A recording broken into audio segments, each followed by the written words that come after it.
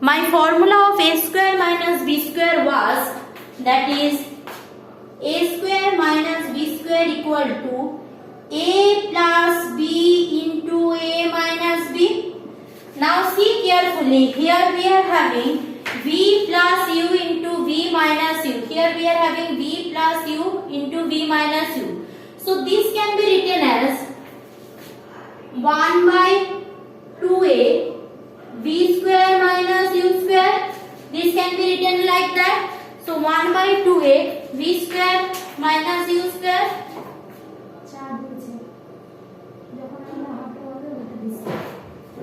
Okay, so 1 by 2a v square minus u square, done.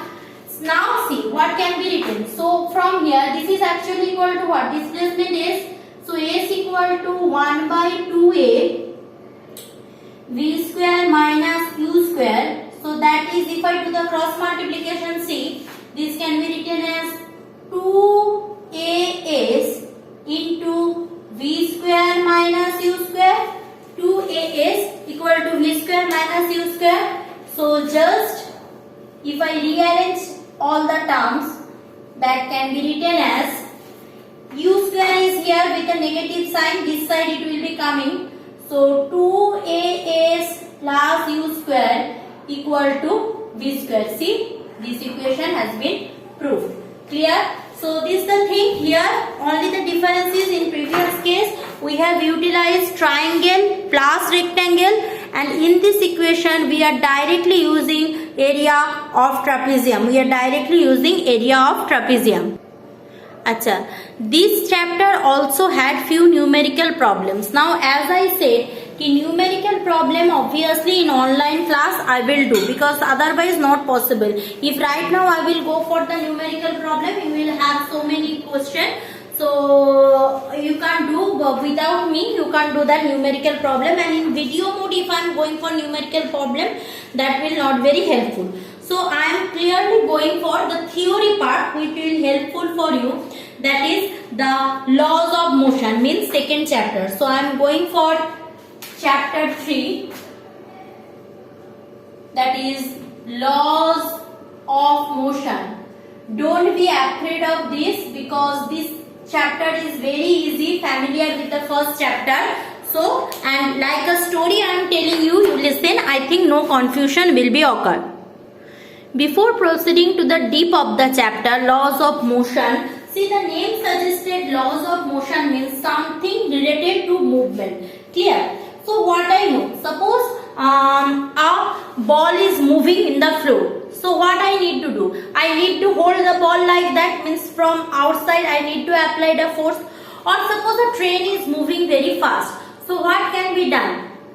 From inside I need to apply the brake, so it can be stopped. So means what? Whenever you want to change one object state of motion or rest, means suppose I am standing like that. Now you are saying 100 times, ma'am please move, ma'am please move, ma'am please move. I am not moving. Now what you will do? You will suddenly run and push me. So if you are pushing me, I will intentionally or unintentionally I will move like that. Clear? Means you are giving something on me, you are forcefully try to change my motion. I am standing like that, means I am at rest. You are pushing me, so I am in motion. Means, or you are in motion in the class, random motion, just in class 6. What you are doing? You are just like moving ball, roaming around the room. So what I am doing? I stand here. Means from outside I am giving a force. Means whenever you want to change a object state, either in motion it is or it is in rest. So what you will need to do? You need to give a force from outside. So if I am going for very first, what is force?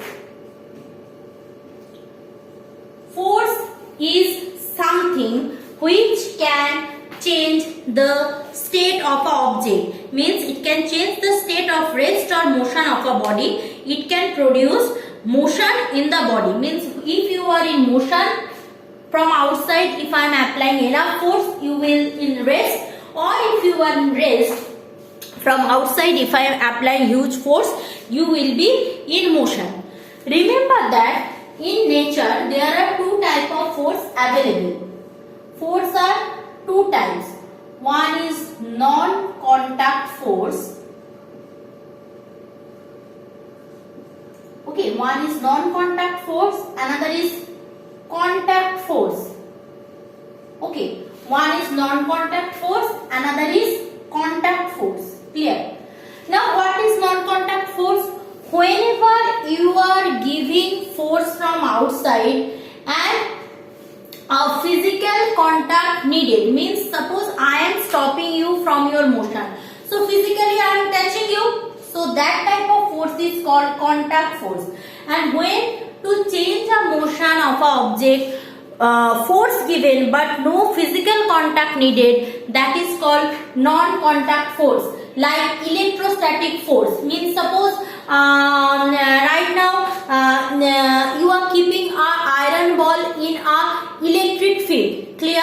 So electricity will produce charge in it and give it a motion of the electron within the iron ball.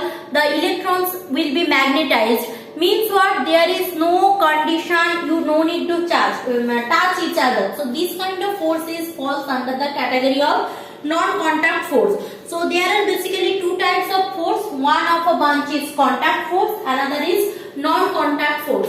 Non-contact force means where no physical contact needed, that is called non-contact force, like magnetic field, magnetic force, electrostatic force, gravitational force. Means suppose you are leaving an object from here.